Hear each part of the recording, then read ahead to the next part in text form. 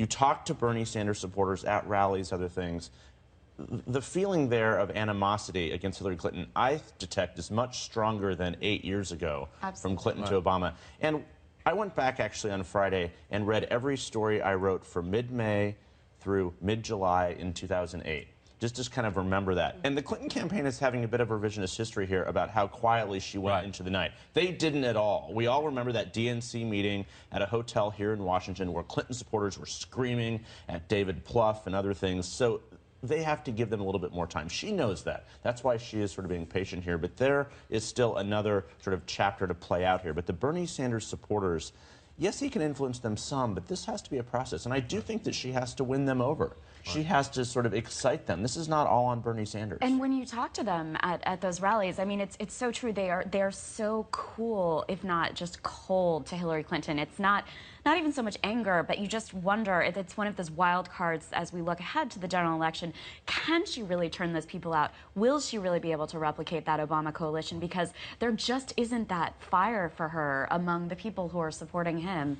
And a lot of those supporters are just not Democrats. I mean, they're independents, they're young people, they're people who may not come to the polls in November. And will they be attracted to what Trump is saying if he latches onto that populist rhetoric in a general election? Perhaps, and that's one of the risks. Or they're just hanging out at home. Right. I mean, That's the bigger worry. And the question is what Indiana matters in that regard, in the sense that the math is overwhelmingly for Hillary Clinton right now. But she won, remember, she won Pennsylvania to end April in 2008. Then she won Indiana. I think it was the narrowest contest. It was 50-point to 49-point. But she won Indiana, which allowed her to say, I'm staying in this race. And to your point, Jeff, allowed a lot of her supporters to say, there's still a chance. There's still a tiny chance. And they came together, and Hillary Clinton, that's why she was Secretary of State. They came together eventually, but they didn't come together in the first week of May.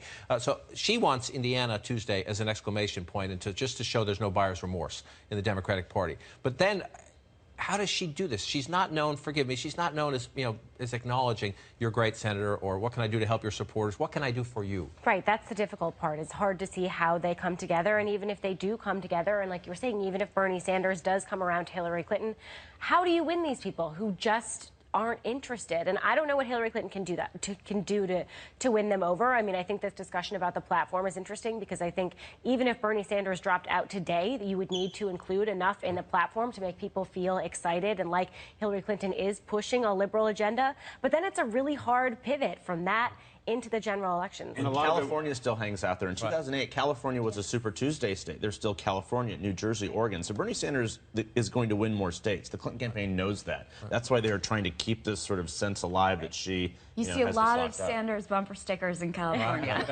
Shocking.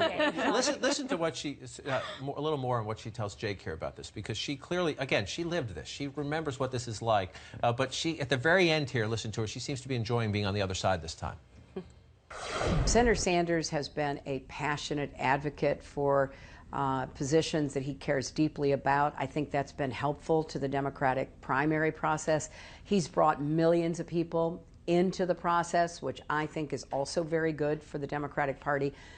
But there comes a time when you have to look at the reality. And So that was perfect outreach to the Sanders campaign, where she says it's very good for the Democratic Party.